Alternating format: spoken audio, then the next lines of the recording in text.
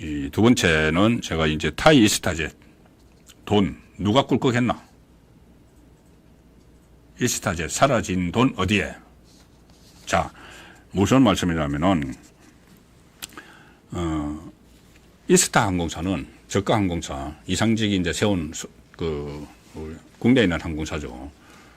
타이 이스타젯은 태국에 세운 자회사입니다. 이제 서창호 문다혜 남편이 그 자회사인 타이 이스타젯에 취업을 해서 태국에 머물면서 지금 이 급여조로 2억 2,300만 원을 받았다는 것이 검찰의 수사 내용입니다. 자, 그런데 이 타이 이스타젯에서 이스타젯으로 그러니까 자회사에서 모회사로 모기업으로 보내야 될 이 돈이 지금 사라진 부분들이 있다는 이야기입니다. 이 언론 보도에 나온 건데 이것도 아마 그 검찰 수사 안에 들어있는 것 같습니다. 2018년에 타이스타젯 전무이사로 서창호 씨가 근무할 그 시점을 전후해서 타이스타젯과 이스타 항공사의 금전 거래 과정에서 행방을 알 수 없는 자금이 있다. 그래서 지금 전주지검이 이것도 수사를 하고 있다는 겁니다. 요지는 이겁니다. 참고인 조사를 통해서 이제 검찰이 확보를 한 건데 이 참고인 조사 상당히 많이 했죠. 타이 이스타젯이 현지에서 판매한 항공권 판매 대금 그리고 이스타 항공 측에서 받은 대여금을 이스타 항공에 보내지 않았다는 진술도 확보했다. 그럼 항공권 판매 대금, 대여금이 태국에 거주한 문다혜 씨 부부나 문재인 측에 넘어갔을 가능성 이것을 또 들여다보고 있는 것 같습니다. 자, 그러면 저는 이 그 보도를 보면서 그 생각을 했습니다. 뭐냐면 문다혜 씨가 그때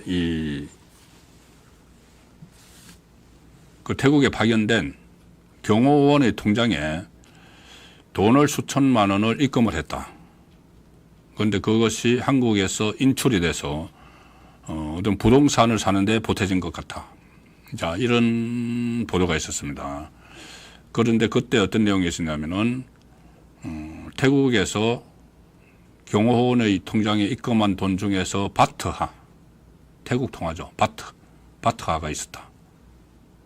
달러도 있었다. 뭐 그랬던 것 같은데 어쨌든 바트하 이야기가 나왔습니다. 그러면 바트하를 현지에서 벌었다? 어디서 났을까? 생활비를 아껴서 생활비가 그때 이 800만 원, 800만 원 그리고 그 집세 350만 원 줬다고 했죠. 월급 800만 원.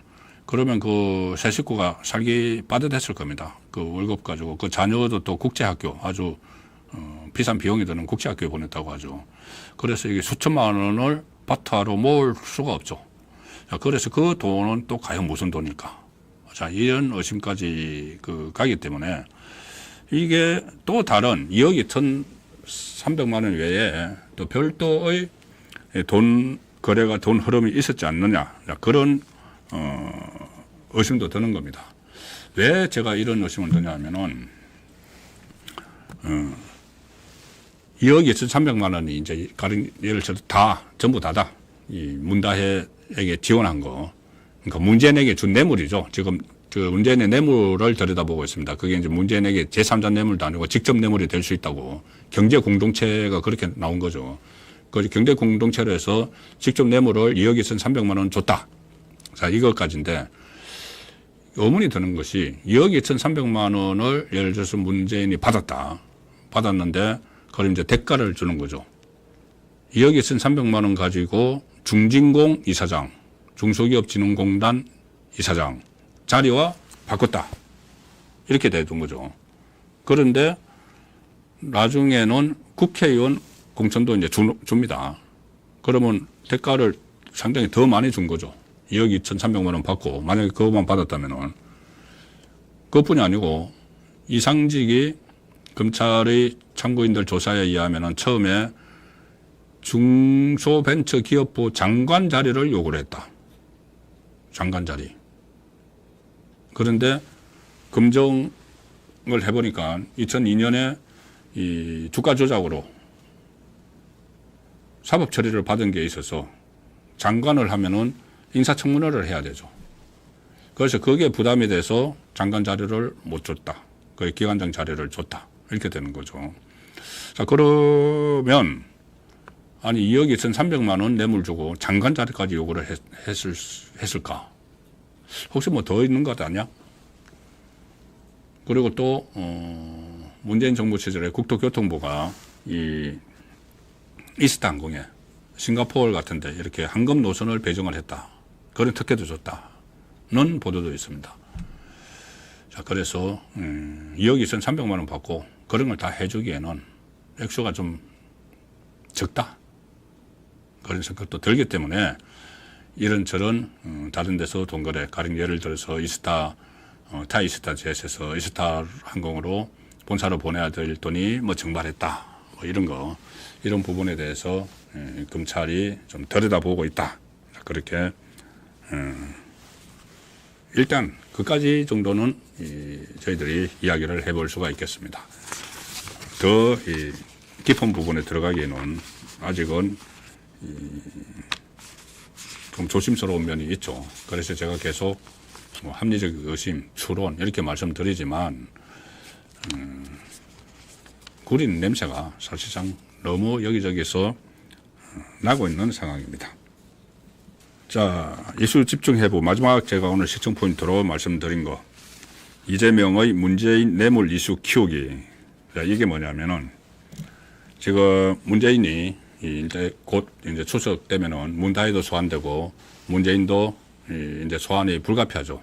이 상황인데 그 전에는 이재명 쪽에서 거의 실드 치는 거를 하지 않았습니다.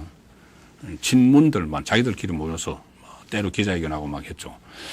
그리고 김정숙, 뭐 타지마할, 뭐 기네식, 뭐 호화 기네식 이야기 나실 때도 친명 쪽은 외면했습니다. 그런데 갑자기 지금 이재명이 났습니다.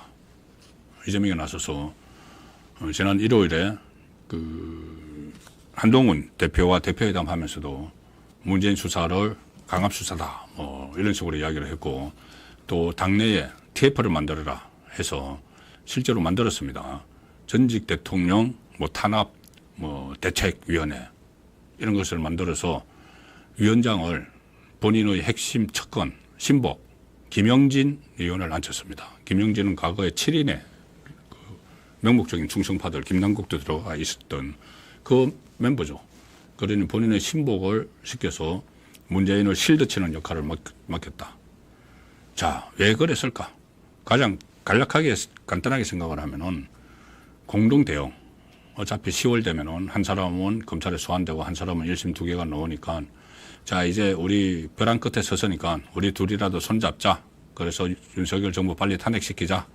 이렇게 생각을 할 수가 있지만 그 정도로 이렇게 거칠 이재명이 아니죠. 저는 이재명 아마 이 문재인 이슈를 키우기 위해서 정치적으로 확 키우기 위해서 그래서 김영진 핵심 신복이 나서서 계속 이제 이게 정치 보복이다. 전직 대통령을 왜 또 못 살게 구느냐.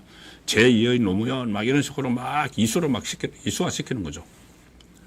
그러면 어떤 효과가 있는가 하면은 이재명의 1심 선고와 관련된 그 얘기들이 어느 정도는 좀 묻히는 경향이 있죠. 그래서 문재인 이슈를 막 확산을 시키는 자, 그런 측면이 있다는 것을 말씀을 드리겠습니다.